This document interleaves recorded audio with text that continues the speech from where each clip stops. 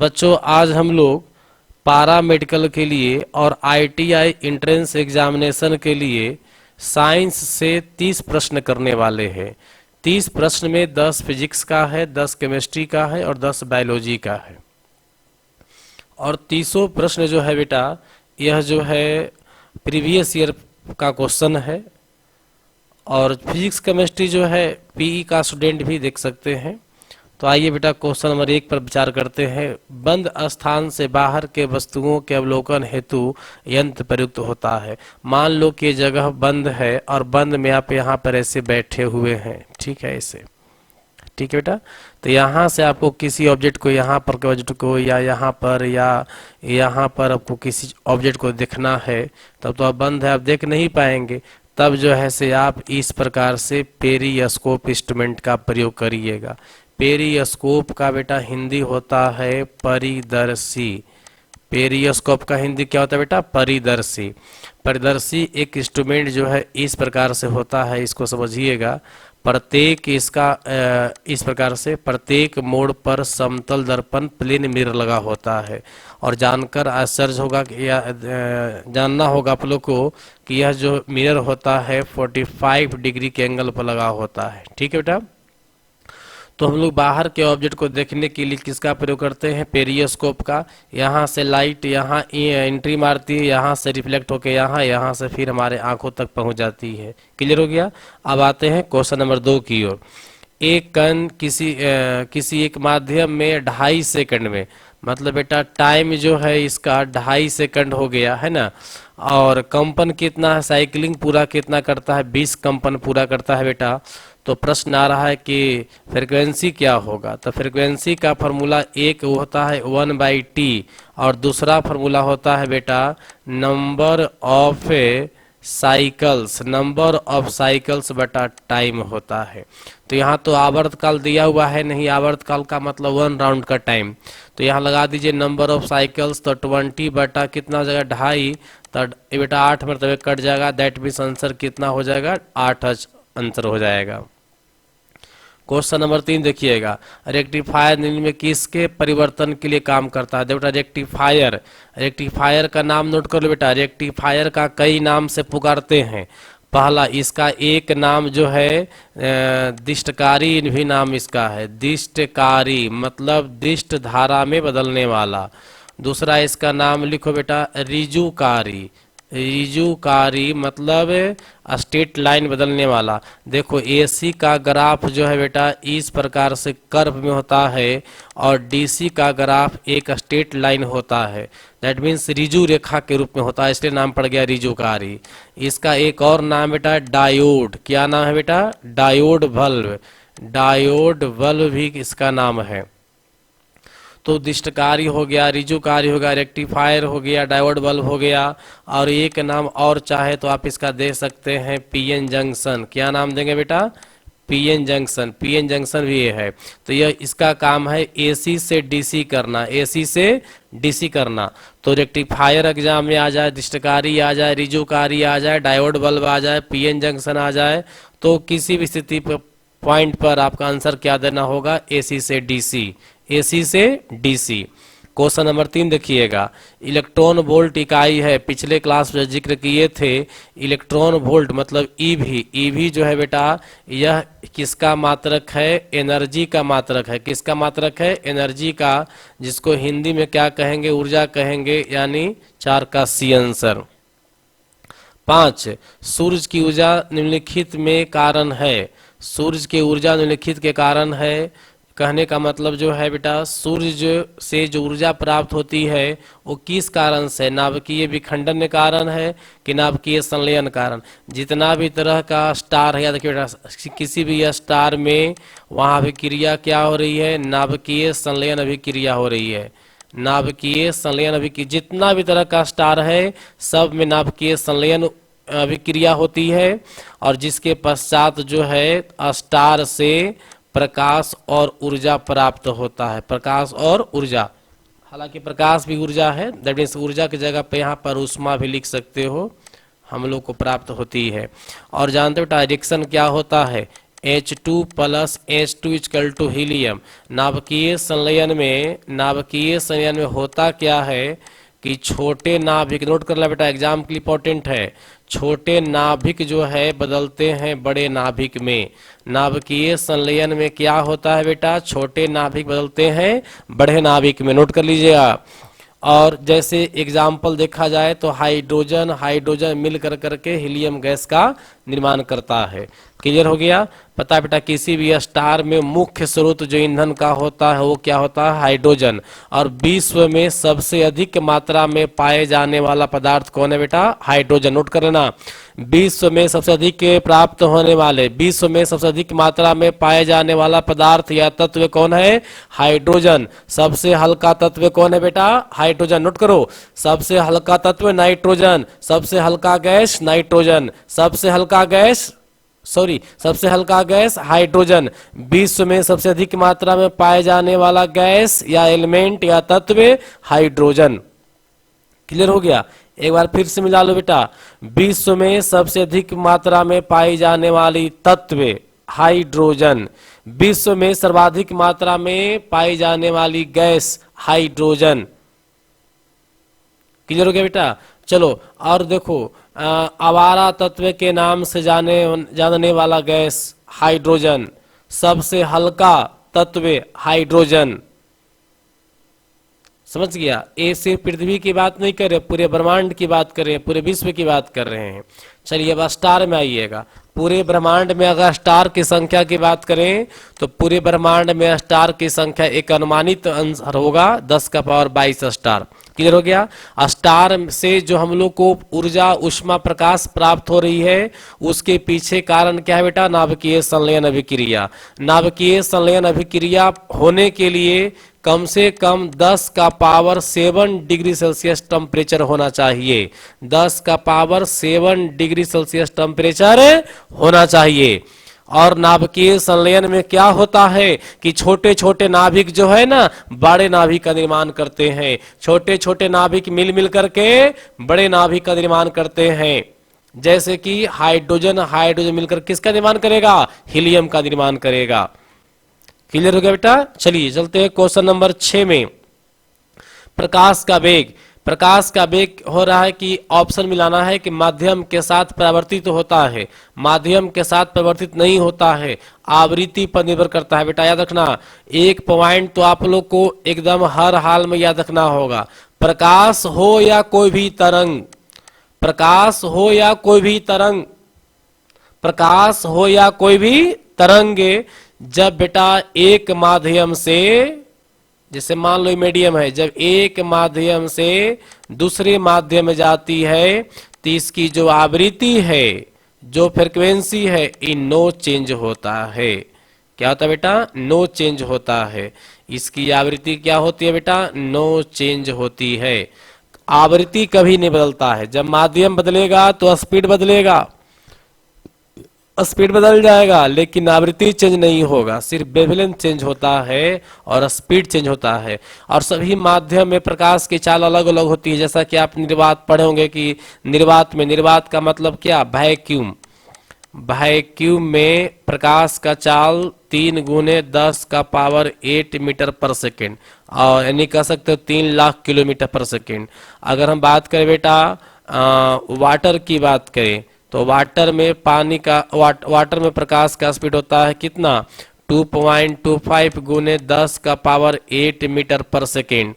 अगर हम बात करें बेटा ग्लास का तो ग्लास का हो गया 2 गुने 10 का पावर 8 मीटर पर सेकेंड। इस तरह से कहेंगे कि सभी माध्यम में प्रकाश का चाल अलग अलग होता है। मतलब माध्यम के साथ साथ प्रकाश का वेग भी जो है वो क्या होता है, परिवर्तित हो जाता है। इसलिए आंसर क्या बनेगा बेटा, आंसर बनेगा ए। तो चलते हैं क्वेश्चन नंबर 7 में। जिस ताप पर कोई द्रव उष्मा पाकर वाष्प में बदलता हो, समझ गया, तो उसको हम लोग क्या कहते हैं बेटा, क्वथनांक कहते हैं। देखिए, जब कोई पदार्थ ठोस से द्रव अवस्था को प्राप्त करता है तब इसको हम लोग गलनांक कहते हैं। तब क्या कहते हैं बेटा, इसको हम लोग गलनांक कहते हैं, या एक नाम और है इसका द्रवनांक। एक और नाम क्या है, द्रवनांक कहते हैं। क्लियर हो गया। आज जब यही चीज द्रव से गैस में कन्वर्ट होगा, द्रव से किस में, गैस में कन्वर्ट होगा, तब जो है इसको हम लोग क्या कहेंगे, इस टेम्परेचर का नाम देंगे क्वथनांक। क्या देंगे बेटा, क्वथनांक देंगे। क्लियर हो गया। तो यहां पर क्या हो रहा, द्रव से किसमें, वाष्प में, वाष्प का मतलब क्या, गैसीय फॉर्म बदलता है, तो किसका प्रयोग होगा, क्वथनांक का आंसर क्या होगा, बिहार। चलो आठ जा, देखो बेटा 8 नंबर क्वेश्चन देखिए, यदि कोई व्यक्ति दूर की वस्तु को स्पष्ट नहीं देख पाता है ना, मतलब दूर का जो ऑब्जेक्ट है वो नहीं देख पाता है, तो देख कहाँ का रहा है जी, निकट वाला दिख रहा है। तो याद रखिए जो निकट नेत्र में उल्टा सेंस होता है, अगर निकट का वस्तु दिखाई दे रहा है तो निकट दृष्टि दोष होगा, निकट का वस्तु दिखाई दे रहा है तो निकट दृष्टि दोष ही होगा, अगर दूर की वस्तु दिखाई दे रही है तो दूर दृष्टि दोष होगा, मतलब जो आपको दिखाई पड़ता है वही बीमारी का नाम होता है। तो यहाँ पर निकट की वस्तु, दूर की वस्तु साफ नहीं दिखाई दे रही है, तो इसका मतलब निकट का दिखाई दे रही है, तब क्या हो जाएगा, निकट दृष्टि दोष। क्या हो जाएगा बेटा, निकट दृष्टि दोष, यानी आंसर क्या मारेंगे, बिहार मारेंगे। और इंग्लिश में क्या बोलते हैं इसको बेटा, देखो ये है हाइपर, ये हो गया हाइपरमेट्रोपिया, ये हो गया मायोपिया। चलिए, या इसको दूर वाला को बोलते हैं लॉन्ग साइट और निकट वाले को बोलते हैं शॉर्ट साइट। अब देखते हैं बेटा क्वेश्चन नंबर 9, वायुमंडल की आर्द्रता मापने वाला यंत्र है। वायुमंडल की आर्द्रता नापने वाला, बेटा आर्द्रता नापते हम लोग हाइग्रोमीटर से। आर्द्रता किसे नापते हैं, हाइग्रोमीटर से। ये और एक बात और रखना बेटा, इसी से मिलता जुलता एक और नाम है, वह नाम क्या है, हाइड्रोमीटर। देखो कितना का अंतर है, खाली ड और ग का अंतर है, बाकी सब कुछ सेम है।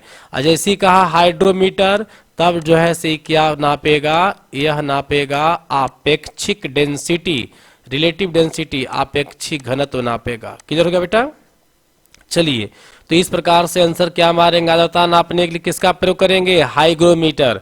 आर्द्रता नापने के लिए किसका प्रयोग करोगे, हाइग्रोमीटर। चलिए अब देखते हैं क्वेश्चन नंबर 10, प्रतिबल का मात्रक और बीमा वही होगा। प्रतिबल का मात्रक क्या होगा बेटा, जो प्रतिबल का मात्रक होता है वो दाब का मात्रक होता है।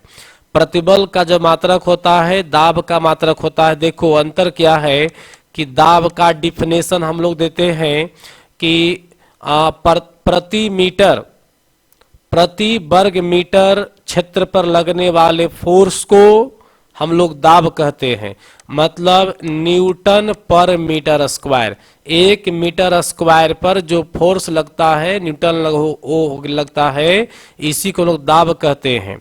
समझ गए। इसमें डायरेक्शन निश्चित नहीं है, लेकिन यही अगर प्रतिबल की बात कर दिया जाए तो प्रतिबल में क्या हो गया कि ऐसे मान लो कि 1 मीटर स्क्वायर एरिया है, तो ऊपर से लंबवत अगर फोर्स लग रहा है, लंबवत, खाली एक वर्ड जोड़ दो, लंबवत अगर फोर्स लग रहा है तब वही प्रतिबल होता है। समझ गए। तो प्रतिबल और दाब एक ही है बाबू। दाब में है कि कोई डायरेक्शन का जिक्र नहीं है, लेकिन यहाँ प्रतिबल में क्या है कि प्रतिबल में लंबवत फोर्स का जिक्र किया गया है, बस इतने अंतर दोनों में है। इसीलिए डायमेंशन और मात्रक दोनों, डायमेंशन और मात्रक दोनों क्या होगा, सेम होगा। अगर ऐसा और देखना चाहिएगा समान वाला तो नोट कर लीजिए आप लोग, चाल, चाल बराबर वेग, पहला सीरीज याद रखना, चाल बराबर वेग। दूसरा याद रखो बेटा, कार्य बराबर ऊर्जा बराबर ऊष्मा बराबर बल आघूर्ण, बराबर क्या हो जाएगा, बल आघूर्ण। ये चारों बिल्कुल सेम है। अगर फिर हम लोग बात करें संवेग का, है ना, संवेग, संवेग बराबर क्या हो जाएगा, आवेग। दोनों का सेम होगा, संवेग भी वही है और आवेग भी वही है। तो इस प्रकार से 3 सीरीज का नाम बताए, और बहुत सारा है लेकिन इसको हम लोग बाद में फिर करेंगे। चलिए क्वेश्चन नंबर आते हैं 10 खत्म समाप्त हुआ, यानी फिजिक्स क्लियर हो गया। अब आते हैं केमिस्ट्री की ओर। पहला क्वेश्चन, बायोगैस का मुख्य घटक क्या है बेटा, बायोगैस, बायोगैस का मुख्य घटक क्या होता है, CH4 होता है। और CH4 जो है किस ग्रुप का है बेटा, मीथेन ग्रुप का है। मीथेन किस ग्रुप से बिलोंग्स करता है बेटा, तो ए बिलोंग्स करता है एल्केन ग्रुप से। किससे करता है, एल्केन ग्रुप से। अब एल्केन का फॉर्मूला क्या होता है, CnH2n+2 होता है। बात समझा, CnH2n+2 होता है एल्केन ग्रुप का। इसी का एक पैरेलल बात करें एल्कीन, एल्कीन ग्रुप का जो बात करें तो इसका फॉर्मूला होता है CnH2n। अगर हम लोग एल्काइन ग्रुप का बात करें बेटा, एल्काइन ग्रुप का बात करें तो एल्काइन ग्रुप का फॉर्मूला होता है CnH2n-2 होता है। क्लियर हो गया। तो एकरा में सबसे बायोगैस का जो मुख्य घटक है वो कौन है, मीथेन गैस है। मीथेन गैस को हम लोग मार्स गैस के नाम से भी जानते हैं, नोट कर लीजिएगा। मीथेन को मार्स गैस के नाम से भी जाना जाता है। इसको हम लोग कीचड़ का गैस भी कहते हैं। कीचड़ का गैस, कीचड़ वगैरह सड़ रहा है तो उसमें मीथेन गैस की प्रधानता होती है। धान की खेत में मीथेन गैस की प्रधानता होती है क्योंकि धान की खेत में कीचड़ सड़ते रहता है। तो मार्स, मीथेन गैस का एक और नाम मार्स गैस, और इसको बोलते हैं कीचड़ वाला गैस। सड़ती हुई मिट्टी, सड़ती हुई कोई ऑब्जेक्ट, कोई सामान सड़ रहा है, खास करके कदई पाकी वगैरह या जैविक पदार्थ सड़ता है तो उससे मीथेन गैस जरूर निकलती है। क्लियर हो गया। अब चलते बेटा क्वेश्चन नंबर 12 की ओर। केमिस्ट्री का दूसरा क्वेश्चन, लिखित में किसमें परमाणुओं की संख्या सबसे अधिक है। बेटा परमाणु की संख्या अगर आपको निकालना होगा तो याद रखिएगा, एक मोल में परमाणुओं की संख्या 6.022 गुने 10 का पावर कितना होता है, 23 होता है एक मोल में, है ना। तब यहाँ पता करना हो कितना मोल है। तो देखिए अब मोल की संख्या निकालने के लिए पढ़ाया गया था, आप लोग को कई बार बताए हैं। जैसे मान लो कि यह बात करते हैं कैल्शियम का, कैल्शियम का एटॉमिक नंबर 20, बेट नंबर 40 होता है। बेट कितना होता है, 40। मतलब एक मोल कैल्शियम लेंगे, एक मोल कैल्शियम लेते हैं तब इसका बेट कितना होगा, 40। तो इसी प्रकार से कोई पूछे कि 80 ग्राम में कै मोल होगा बेटा, तो कैल्शियम कै मोल होगा, 2 मोल। अगर 120 ग्राम में पूछा जाए तब कितना मोल हो जाएगा, 3 मोल। तो कैसे निकाले मोल, याद है। तो मोल निकालने के फॉर्मूला हो गया बेटा भार बटा क्या, भार बटा अनुभार। भार बटा क्या हो गया, अनुभार हो गया। जैसे कोई कहे कि बाबू रे 160 ग्राम में निकाल, तो 160 बटे अनुभार, कैल्शियम का अनुभार कितना होता है, 40, 4 चौका 16, कै मोल हो गया, 4 मोल हो गया। क्लियर हो गया बेटा। तो इस प्रकार से आप नोट कर लीजिएगा, एक मोल में अगर संख्या पूछा जाए तो 6.022 गुने 10 का पावर 23। अब अगर आयतन पूछा जाए तो 22.4 लीटर, 22.4 लीटर। तो सबसे पहले हम निकालिए कि 50 ग्राम एल्युमिनियम है ना, तो कितना मोल होगा। बेटा देखो 50 ग्राम एल्युमिनियम है तो एल्युमिनियम का एक मोल जब लीजिएगा, समझ गए, एल्युमिनियम का जब एक मोल लेंगे, एक मोल एल्युमिनियम का वेट होगा लगभग 27 ग्राम होता है। तो मोटा मोटी 27 दूनी 54, है ना, 27 दूनी 54। दैट मीन्स कहेंगे हम लोग कि 50 ग्राम अगर लेते हो एल्युमिनियम, 50 ग्राम एल्युमिनियम लेंगे तो 27 दूनी 54, मतलब 2 मोल से कम होगा। 2 मोल से क्या होगा, कम होगा। लोहा में, लोहा का एक मोल का जो वेट होता है, लोहा का एक मोल का वेट मोटा मोटी 56-57 होता है। तो समझो कि 56 ग्राम होता तब एक मोल होता है, 50 ग्राम है। तो निष्कर्ष यहाँ क्या निकल रहा है कि यह जो है एक मोल से भी कम है, एक मोल से भी क्या है, कम है। अगर बात करें नाइट्रोजन का, तो नाइट्रोजन का जो है बेटा एक मोल अगर लीजिएगा, एक मोल नाइट्रोजन लीजिएगा तब इसका भार 14 होता है, समझ गया। तो 42 ग्राम नाइट्रोजन है तो कै मोल हो जाएगा, 4 42, कै मोल हो गया, 3 मोल हो गया। अभी तक में सबसे अधिक यही है। एल्युमिनियम लगभग 2 मोल है, लोहा 1 मोल से कम है, और नाइट्रोजन मेरा पक्का 3 मोल है। इसी प्रकार से अगर कैल्शियम की बात करें तो कैल्शियम बात करें तो एक मोल का, कैल्शियम में एक मोल का वेट कितना होता है 40। तो बताइए 5 ग्राम में कितना होगा, तो 5/40 यानी 1/8 मोल होगा। ये तो बहुत कम है। तो देखो एक मोल में इतना होता है ना। जैसे कोई कहे कि एक दर्जन में कै गो, तो 12 गो। एक दर्जन में कै गो 12 गो। तो यहाँ 2 दर्जन है, 1 दर्जन है, 3 दर्जन है, ये 1 दर्जन से बहुत कम है। तो सोचो कि सबसे ज्यादा कहाँ होगा, 3 मोल में होगा। तो 3 मोल किसका है, नाइट्रोजन का है। दैट मीन्स कितना हो जाएगा, आंसर क्या होगा 42 ग्राम वाला। तो जानते हो अगर संख्या रियल में जानना चाहिएगा तो 6.022 गुने 10 का पावर कितना 23 में 3 से गुना कर दीजिएगा, यही होगा आंसर। तो आंसर भी लेके चलाओ, 6 18 गुने 10 का पावर कितना 23, 18.66 गुने 10 का पावर 23 हो जाएगा। अब चलते हैं क्वेश्चन नंबर 13 की ओर। इतना मोलार वाला जलीय विलयन का 0.005 मोलार का जलीय विलयन का क्या कराए कि पीएच मान क्या होगा। तो बेटा सबसे पहले रिएक्शन लिख लो, H2SO4 बराबर होगा हाइड्रोजन आयन है ना, प्लस होगा सल्फेट आयन। सल्फेट निगेटिव, ये पॉजिटिव होता है। अब पता है हाइड्रोजन यहाँ पर लगाएंगे, सॉरी यहाँ पर हाइड्रोजन 2 है, बैलेंस करोगे तो 2 हाइड्रोजन आयन हो जाएगा। तो अब देखिए यहाँ पर हम लोग लगा देंगे पीएच वैल्यू बराबर क्या लगाइएगा, क्या लगाइएगा बोलिए।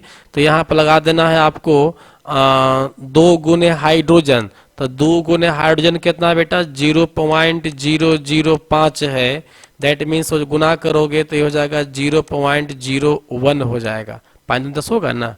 तो इस प्रकार से हमारा पीएच मान यहाँ पर इंक्लूडिंग आंसर क्लियर हुआ। दैट मीन्स आंसर क्या हो जाएगा, डी हो जाएगा। चलिए देखो यहाँ पर हाइड्रोजन वाला सिर्फ लिखेंगे हम लोग, चूंकि हाइड्रोजन से पीएच मान, पीएच एच फॉर हाइड्रोजन, सिर्फ हाइड्रोजन का लेना है, बल्कि सल्फेट का नहीं लेना है, ठीक है। चलिए आगे चलते हैं 14 नंबर। अस्थाई कठोरता जल में घुले होते हैं। अस्थाई कठोरता वाले जल में बेटा याद रखना, जल में मैग्नीशियम और कैल्शियम का अगर बाई कार्बोनेट हो, मैग्नीशियम और कैल्शियम का बाई कार्बोनेट होगा, तब जो है बेटा क्या लगेगा, तब जो है अस्थाई होगा। क्या होगा, अस्थाई कठोरता होगा। और क्लोराइड मिला हुआ रहे, समझ गया, क्या मिला हुआ रहे, क्लोराइड मिला हुआ रहे। क्लोराइड अगर मिला देते हो तो इससे क्या होगा कि जल में क्या आ जाएगी, अस्थाई की अस्थाई, अस्थाई हो जाएगा। क्या हो जाएगा, अस्थाई कठोरता हो जाएगा। और सल्फेट के मिलने से भी हमको विचार है कि नोट कर लो, क्लोराइड और अगर सल्फेट प्रेजेंट रहे, जैसे मान लो सोडियम ऐसे magnesium MgCl2 magnesium chloride, magnesium sulphate, तो ई क्लोराइड मैग्नीशियम का और कैल्शियम का, कैल्शियम क्लोराइड CaCl2 और इधर हो जाएगा कैल्शियम सल्फेट CaSO4। तब मैग्नीशियम का क्लोराइड रहे, मैग्नीशियम का सल्फेट रहे, कैल्शियम का क्लोराइड रहे और कैल्शियम का सल्फेट रहे, तब जो बनेगा वो बनेगा अस्थाई कठोरता बनेगा। क्या बनेगा, अस्थाई कठोरता। तो नोट कर लो कि अगर मैग्नीशियम और कैल्शियम का बाई कार्बोनेट रहेगा तो अस्थाई होगा, मैग्नीशियम और कैल्शियम का बाई कार्बोनेट रहेगा तो अस्थाई कठोरता होगा, और मैग्नीशियम कैल्शियम का अगर क्लोराइड या सल्फेट रहेगा, क्लोराइड या सल्फेट रहेगा, तब क्या होगा बेटा, तब जो है अस्थाई कठोरता प्राप्त होगा, परमानेंट हार्डनेस होगा। चलते हैं बेटा क्वेश्चन नंबर 15 की ओर। लिखित में कौन सा कांच का लाल रंग देता है। कांच का लाल रंग की बात आ गया, जैसे आप लोग कभी कांच ग्लास देखे हैं ना, तो आप लोग मार्केट में कई एक तरह ग्लास देखे होंगे, कोई रेड देखे होंगे, कोई लाल देखे होंगे, बहुत सारा है। तो प्रश्न आया कि सर से यहाँ पर जो है रेड ग्लास किससे बनता है, समझ गए। तो रेड ग्लास बनेगा बेटा गोल्ड क्लोराइड, गोल्ड क्लोराइड से मतलब सोना का क्लोराइड से जो है से क्या बनता है, लाल ग्लास बनता है। और हमारा विचार है कि अगले क्लास में कभी हम क्या करते हैं कि पूरा आपको ग्लास का जितना भी कलर है वो करवा देते हैं, समझ गया। चलो नेक्स्ट चलते हैं बेटा। हैबर प्रक्रम में किस उत्प्रेरक का प्रयोग होता है? याद रखिएगा, हैबर विधि जैसी कहे तो आंख मूंद के लोहा मारना है। आंसर क्या हो जाएगा? बिहार। हैबर प्रक्रम में, हैबर विधि में उत्प्रेरक किसका यूज करते हैं? लोहा का यूज करते हैं। क्लियर हो गया। चलिए अब चलते हैं question number 17। Ethyl alcohol, ethyl alcohol का उच्च सजातीय क्या होगा? देखिए बेटा, एल्कोहल हो गया, इथाइल एल्कोहल का मतलब हो गया इथाइल, देखिए ए वाला इथाइल अल्कोहल, ये वाला हो गया। तो एल्कोहल का फॉर्मूला OH होता है। अब इथाइल का हो गया आपका बेटा, इथाइल है ना, तो मिथ ईथ C2H5 होगा। समझ गया, C2H5 होगा। अगर टोटल मिला दिया जाए तो C2H6O होगा। किसका? इथाइल अल्कोहल का। इथाइल ग्रुप कहने से देखो, ये है एल्केन ग्रुप का, एल्केन ग्रुप से एक हाइड्रोजन निकाल दिया जाए। अगर मान लो कि यह एल्केन ग्रुप का है, एल्केन ग्रुप से अगर एक हाइड्रोजन निकाल दिया जाए तब जो नया ग्रुप बनता है उसको एल्काइल ग्रुप कहते हैं। ये पहले क्लास में करा चुके हैं। जो बच्चा अगर इसको नहीं पढ़े होंगे, नहीं देखे होंगे, तो देखिएगा जा करके यूट्यूब पर कार्बन पार्ट 1, पार्ट 2, पार्ट 3 तीनों वीडियो देख लीजिएगा। समझ गए, उसमें नामकरण में पूरा समझाया गया है। तो एल्केन से एक हाइड्रोजन निकाल देने से एल्काइल ग्रुप बन गया। एल्काइल ग्रुप बनेगा तभी कुछ ऐड होगा। OH ऐड करना हो या क्लोराइड ऐड करना हो या ब्रोमाइड ऐड करना, कुछ भी ऐड करना होगा तो एक हाइड्रोजन आपको हटाना होगा। जैसे देखिए, मान लो हम CH4 की बात करते हैं तो कार्बन के चारों तरफ एक एक हाइड्रोजन बैठा दीजिए, तो ये तो बॉन्ड कंप्लीट हो गया। किससे भी क्रिया करेगा? किसी से भी क्रिया नहीं करेगा। तब क्या होगा कि एक हाइड्रोजन हटा करके यहाँ पर किसी को बैठाएंगे, तब जा करके एल्कोहल का निर्माण या किसी अन्य कंपाउंड का निर्माण हो पाएगा। तब जानते हैं, तो ये जो CH3 बन गया, CH3 जो बन गया, एक हाइड्रोजन हटा करके इसी को हम लोग बोलते हैं अल्काइल। क्या बोलते हैं बेटा? अल्काइल। तो कार्बन एक है तो यहां पर हो जाएगा मीथे जोड़ वाइल मिथाइल। क्या नाम पड़ जाएगा इसका? Methyl alcohol. ठीक है ना। तो इस प्रकार से कह रहा है कि इथाइल अल्कोहल का अवरी में क्या होगा। तो इस साफ स्पष्ट है कि इथाइल है तो पहला तो होता है मिथ होता है, और दूसरा में इथ होता है, तीसरा में प्रोप होता है। तो यहां पर हो जाएगा प्रोपाइल एल्कोहल। तीसरा क्या हो जाएगा बेटा? प्रोपाइल एल्कोहल हो जाएगा, प्रोपाइल एल्कोहल। तो प्रोपाइल एल्कोहल को ही अगर IPSC ने में चेंज करेंगे तो प्रोपेनॉल दिखाई पड़ेगा, प्रोपेनॉल। क्लियर हो गया। चलिए अब चलते हैं क्वेश्चन नंबर 18 की ओर। निम्नलिखित में धातु आसवन विधि द्वारा किसको निकालते हैं? तो बेटा पारा को। धातु आसवन, वासवन खास करके हम लोग यूज करते हैं किसके लिए? द्रव के लिए, लिक्विड के लिए। तो लिक्विड को जब भी परिशोध करना होता है तो आसवन विधि का प्रयोग करेंगे। तो कॉपर, एल्युमिनियम, पारा, लोहा, ये तीनों जो है सॉलिड है, ये भी सॉलिड है और ये भी सॉलिड है, लेकिन ये क्या है? लिक्विड है। तो लिक्विड पारा में धातु आसवन विधि लगेगा। आंसर क्या हो जाएगा? C। क्वेश्चन नंबर 19 बेटा, भूपर पट्टी में सबसे अधिक मात्रा में पाए जाने वाली तत्व क्या होगा बेटा? ऑक्सीजन। क्या होगा? ऑक्सीजन। अब आते हैं 20 नंबर, ताप बढ़ने से सभी पदार्थों की विलेयता। देखिए सामान्य तौर पर विलयन की विलेयता बढ़ती है, लेकिन कह नहीं सकते हैं। कुछ पदार्थों में विलय बढ़ती है विलयन, और कुछ पदार्थों में क्या होती है? घटती है। आंसर क्या मारेंगे? D। अगर ये नहीं होता तब आंसर क्या मारते? A मारते हैं। अधिकांश में क्या होता है? बढ़ता है। अधिकांश में क्या होता है? बढ़ता है। इसीलिए अगर D नहीं रहता तब प्राथमिकता किसको बनता? A को बनता। चलिए 21 नंबर, अब आगे बायोलॉजी। जीवों का मुख्य इकाई भाग होता है। बेटा जितना भी जीव जंतु का निर्माण हुआ है, उस जिस प्रकार से देखो बिल्डिंग का निर्माण दीवारों से, दीवारों का निर्माण ईंटा से, तो समझो कि पूरा बिल्डिंग में किसका है? ईंटा का है। पूरा बिल्डिंग का निर्माण ईंटा से होता है। एक एक सेल मिल कर करके पूरा बिल्डिंग का निर्माण किया। ठीक उसी प्रकार से यहाँ पर जो है सेल मतलब कोशिका तो होता ही है बायोलॉजी में। सेल कहीं भी छोटे पार्ट्स को हम लोग सेल कहते हैं।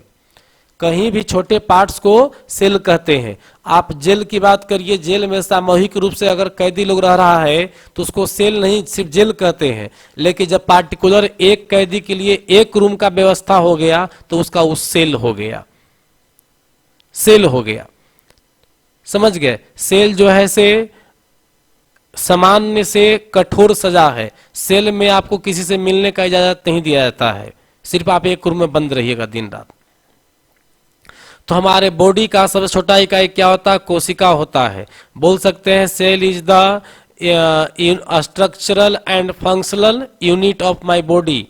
किसी भी सजीव शरीर का कोशिका जो है रचनात्मक, संरचनात्मक और क्रियात्मक इकाई होती है। कोशिका संरचनात्मक या रचनात्मक और क्रियात्मक इकाई होती है। क्रिया, कोशिका जानते हैं, कोशिका अपने आप में एक जीव भी है। जैसे हम लोग सांस लेते हैं वैसे कोशिका भी सांस लेती है। जैसे हम लोग खाना पचाते हैं वैसी कोशिका भी खाना पचाती है। कोशिका भी एक जीव है और बहुत सारे कोशिका मिलकर करके और एक बॉडी का निर्माण करता है।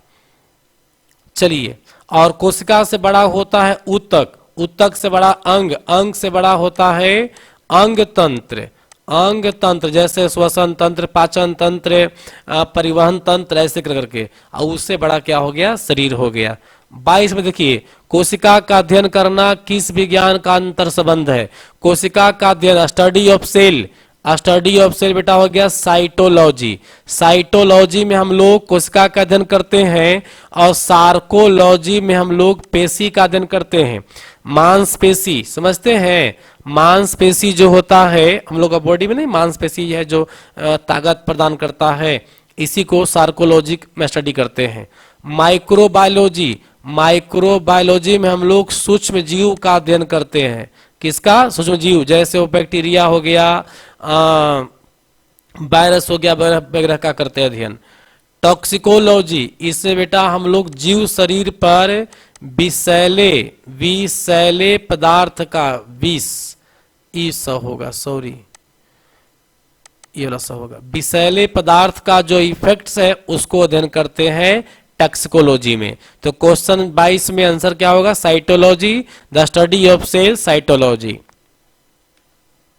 23, मानव के द्वारा श्वसन प्रक्रिया निम्न में किस गैस का ह्रास होती है? बेटा अगर श्वसन क्रिया करते हैं तो हमारा इसमें ऑक्सीजन का ह्रास होता है। आंसर क्या होगा? ए। पता है श्वसन क्रिया में दो बात होती है, एक हो गया इंस्पायरेशन, दूसरा होता है एक्सपायरेशन। इंस्पायरेशन का मतलब और गैस इन करता है और एक्सपायरेशन का मतलब हुआ गैस बाहर निकलता है।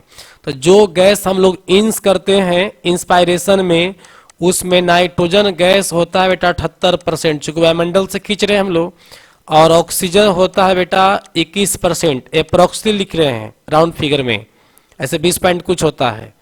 और कार्बन डाइऑक्साइड जो बेटा ये होता है 0.03% होता है। जब हम लोग इसको एक्सपायरेशन करते हैं, श्वास लेने के पश्चात छोड़ते हैं, तब नाइट्रोजन में कोई चेंजिंग नहीं, 78% ही बाहर निकलता है। ऑक्सीजन गैस में लगभग 4 से 5% की कमी आ जाएगा और मोटा मोटी ये 16 से 17% के बीच में रह जाएगा। और कार्बन डाइऑक्साइड बढ़ जाएगा, यह हो जाएगा लगभग क्या % हो जाएगा? 4 से 5%, अप्रोक्सीमेटली लिख राइट फिगर में। तो बेटा इस तरह से जो है गैस का स्ट्रक्चर है। ये सब राउंड फिगर है बेटा, समझ गया? राउंड फिगर बता दी इसलिए ताकि एक बार में याद हो जाए आपको। पॉइंट बताते याद नहीं होता, एग्जामिनेशन में पॉइंट में नहीं रहता है इतना सटा करके आंसर। देखो तो ये 23 नंबर का आंसर क्या होगा? ह्रास किसका हो रहा है? नाइट्रोजन ऑक्सीजन का 21 से 16 हो गया है ना। अब वृद्धि किसका होता है? कार्बन डाइऑक्साइड का। कार्बन डाइऑक्साइड पहले जाते समय 0.03 था, आते समय 4% से ऊपर हो गया। चलो अब आते बेटा क्वेश्चन नंबर 24 में, मानव शरीर के किस अंग में अपोहन क्रिया होती है? अपोहन का मतलब होगा बेटा इस प्रकार, जैसे चाय हम लोग छानते हैं छलनी में ना, चाय से छानते हो ना, उसी प्रकार से तो हमारे ब्लड का छनना अपोहन क्रिया होती है। और यह होता है ब्रिक में। ब्रिक का मतलब हो गया, सॉरी उल्टा लग गया, ब्रीक का मतलब हो गया गुर्दा, गुर्दा को ही अंग्रेजी में कहते हैं किडनी। क्या कहते हैं बेटा? किडनी। अब इसका एक और हिंदी नाम हो गया ब्रीक। क्या नाम हो गया? ब्रीक हो गया। तो इस प्रकार से हमारे शरीर में ब्लड का छानने का काम कहाँ होता है? गुर्दा में, ब्रीक में, किडनी में। बात समझ गए? तीनों ही नाम है। तो अब हम लोग समझेंगे बेटा कि अपोहन क्रिया। अपोहन क्रिया का मतलब हुआ हाई प्रेशर पर, उच्च दाब पर ब्लड का छनना, ब्लड का छनना। जैसे लोग चाय छानते हैं, पानी छानते हैं, उसी प्रकार से किडनी में ब्लड भी हमारा छनता है। अब फेफड़ा में जो ब्लड शुद्ध होता है छनता नहीं है बेटा, बल्कि ऑक्सीकृत होता है। क्या होता है? ऑक्सीकृत होता है फेफड़ा में। 25 देखिए, डिहाइड्रेशन। डिहाइड्रेशन का मतलब हुआ पानी की कमी। डिहाइड्रेशन, हाइड्रेशन का मतलब हो गया जल, एज हाइड्रोजन। डिहाइड्रेशन का मतलब जल की कमी। तो आंसर क्या मारेंगे? डी। ये कब होगा? जब आपको लैट्रिन होने लगेगी, आप बार बार मल त्याग कर रहे हैं, आपका लैट्रिन पतला हो रहा है, तो इसको बोलते हैं डिहाइड्रेशन हो गया। क्या होता है बेटा कि मान लो हम लोग खाना खाए, पानी पिए और तुरंत पानी जो है से लैट्रिन के रूप में निकल गया, फिर पानी पिए, फिर लैट्रिन के रूप में निकल गया, तो शरीर में पानी कहाँ गया? नहीं गया। वो तो आप जैसी मुंह में आप मतलब पानी पिए, पेट में गया, तुरंत लैट्रिन लग गया, तो बाहर शरीर से निकल गया पानी। तुम्हारे ब्लड में पानी कहाँ गया? तो ब्लड में पानी आपूर्ति नहीं होगा तो शरीर कमजोर पड़ जाएगा, चक्कर आएगा, गिर जाइएगा, सुस्त हो जाइएगा। यही है डिहाइड्रेशन। इस डिहाइड्रेशन जब होता है, व्यक्ति को आवश्यकता से अधिक लैट्रिन होने लगती है, तो उसको पानी चाहना बहुत जरूरी हो जाता है। समझ गया? चलो क्वेश्चन 26 देखिए, प्रोटीन किस प्रकार का पोषक तत्व है? प्रोटीन किस प्रकार का पोषक तत्व है बेटा? प्रोटीन जो है शरीर निर्मातक में आता है, ये बॉडी बिल्डर होता है। प्रोटीन हमेशा नोट कर लेना बेटा, प्रोटीन जो है क्या होता है? बिल्डर होता है, निर्माण करता है, निर्माण करेगा और रिपेयर करेगा। रिपेयर क्या करता है? रिपेयर करता है। जैसे मान लो घाव हो गया, कट छट गया, तो वहां पर मांस मेंटेन कौन करेगा? प्रोटीन करता है। अब बी ऑप्शन की बात करें, ऊर्जादायक, तो ये हो गया कार्बोहाइड्रेट। कार्बोहाइड्रेट जो होता है, यह जो है बेटा क्या देगा? एनर्जी देगा। समझ गए? और वसा जो होता है, वसा भी आपको एनर्जी ही देता है और शरीर में पानी का नियंत्रण बनाए रखता है वसा। क्लियर हो गया? अगर बात करें विटामिन्स की, तो विटामिन्स की अगर बात करिएगा तो विटामिन क्या करता है? शरीर के क्रिया को नियंत्रित करता है, क्रिया नियंत्रण, क्रिया नियंत्रण करता है। क्लियर हो गया बेटा? चलिए आज क्वेश्चन नंबर 27, किस विटामिन का रासायनिक नाम थायमिन है? किस विटामिन का रासायनिक नाम क्या है बेटा? थायमिन है। तो थायमिन जो है किस विटामिन का नाम होता है? देखो, विटामिन ए का नाम हो गया रेटिनॉल। विटामिन ए का नाम क्या हो गया? रेटिनॉल। यानी विटामिन ए को हम लोग क्या कहते हैं? रेटिनॉल कहते हैं। क्या कहते हैं बेटा? रेटिनॉल। और B12 बच गया। क्या बच गया? B12। तो B12 का नाम है साइनोकोबालामीन।